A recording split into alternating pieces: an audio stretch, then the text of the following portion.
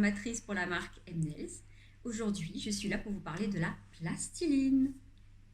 J'emporte justement là de la plastiline, ce qui nous permet d'avoir des fleurs en 3D, des pétales en fait qui sortent de la pose. La plastiline est un mélange de gel et de résine, exactement comme l'acrygel. C'est un produit qui se travaille donc avec du cleaner transparent, le cleaner pur, mais évitez tout ce qui est coloré et parfumé.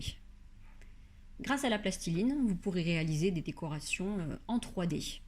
Il n'y a pas vraiment de limites ni de règles, tout est possible. Vous pouvez travailler directement sur la finition, vous pouvez travailler sur un chablon à part et revenir poser ensuite vos décorations catalysées dessus. Il n'y a vraiment aucune limite à votre créativité. On peut utiliser des pinceaux, des spots, on peut même utiliser les gants, les doigts, n'importe quoi, des cure-dents, tout est possible, il suffit de sculpter ce que vous avez en tête. Lorsque vous c'est sculpté, ça se catalyse. Vous catalysez 30 secondes et vous pouvez même superposer les couches une fois que c'est catalysé. Ça vous permet de faire beaucoup de volume. On peut même ensuite ajouter un petit peu de gel, mettre d'autres décorations. Il n'y a vraiment aucune limite, tout est possible. Il suffit de bien s'entraîner et pourquoi pas de suivre quelques formations pour gagner en niveau. Mais ne vous inquiétez pas, je vais maintenant vous montrer les bases, vous montrer un petit pas à pas de débutant pour commencer à vous familiariser avec cette technique.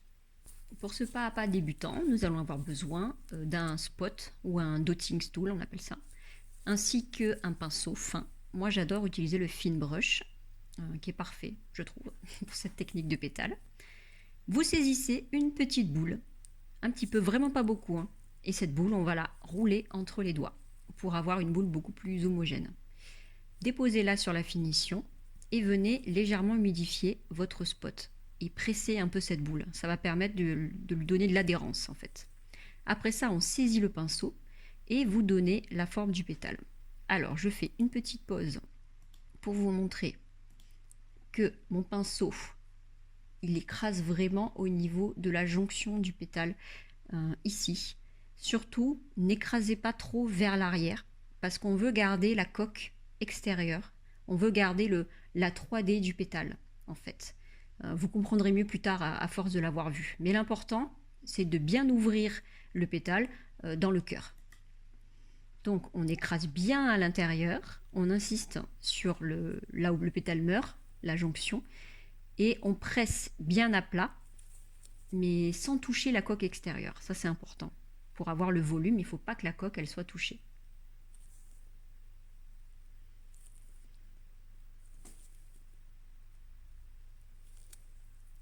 Une fois que c'est fait, on va cristalliser 5 secondes avec la lampe torche. C'est pour éviter à la cliente d'emmener la main à chaque fois sous la lampe.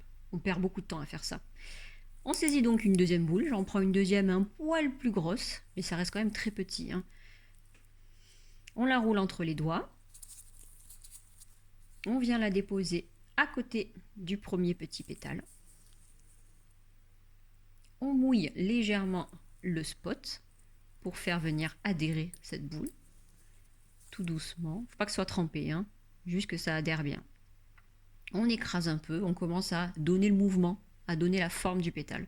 Et ensuite, on change d'outil. Là, moi, je vais prendre le pinceau. Et comme le premier pétale, vous allez voir que j'écrase très fort à la jonction et à l'intérieur. Je ne touche pas vraiment, en fait, je n'écrase pas trop la coque extérieure. Vous le voyez tout autour, là ? Cette coque, en fait, je la touche à peine. J'ai aplati, mais je n'ai surtout pas pressé. Sinon, vous l'écrasez et ça fait juste un pétale qui n'a aucun volume. Donc non, c'est vraiment à l'intérieur et à la jonction, là où il y a le cœur de la fleur, qu'on insiste vraiment avec le pinceau. Là encore, on flash 5 secondes. Comme ça évite les petits coups de pinceau malheureux. mais on ne perd pas de temps, quoi. On n'envoie pas la main dans la lampe, c'est trop long. C'est parti pour une troisième boule. On refait la même chose. J'humidifie, voilà, on place bien la boule et on prend le pinceau. Et regardez, là on voit bien le mouvement. On voit là où j'insiste fort avec le cœur du pinceau. J'insiste à l'intérieur. Et le reste, j'aplatis, j'étire tout doucement, je frôle, mais en laissant bien le volume de la coque. On catalyse. Toujours 5 secondes, on flash. Donc là, pour les pétales, c'est fini. Je nettoie un petit peu autour. Faut pas qu'il y ait les résidus qui restent. Sinon, ça floute. On prend le Fixing Gel de Moira et on dépose quelques gouttes aux emplacements un peu... aux emplacements des futurs strass. Je vais poser quelques petits strass. Donc là, je les place, je regarde. Finalement, il y avait peut-être des strass en trop.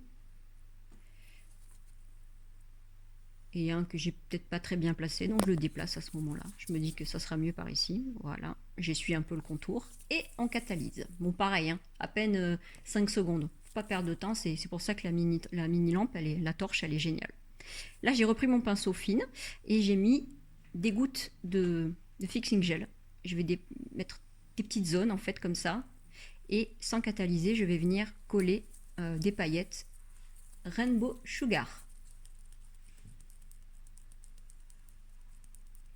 Ça va illuminer un petit peu la pose. Voilà, j'en ai mis à des endroits stratégiques. Et là, on part à la catalysation finale. Là, on met 30 à 60 secondes complet pour que tous les éléments catalysent entiers. Et voilà le résultat. Ça fait une pose très douce, très mariée. Enfin, ça, c'est vraiment passe-partout. Et là, on voit bien, hein, vous voyez bien, je vais faire une petite pause. Là, vous voyez bien le pinceau, là où il a vraiment insisté, où j'ai pressé à l'intérieur.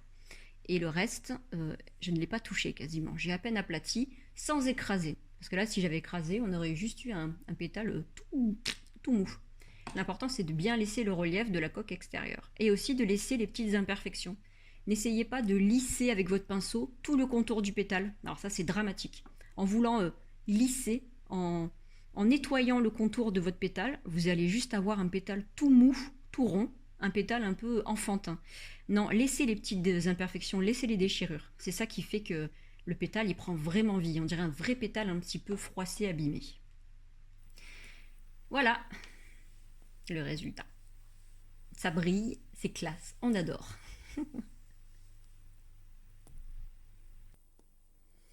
Voilà, j'espère que ce pas à pas vous aura plu. Je vous mets en barre de lien tout ce qu'il vous faut pour vous lancer dans la plastiline. Et écoutez, je vous souhaite de bons entraînements, une bonne continuation. Et surtout, n'oubliez pas de nous rejoindre sur tous nos réseaux sociaux.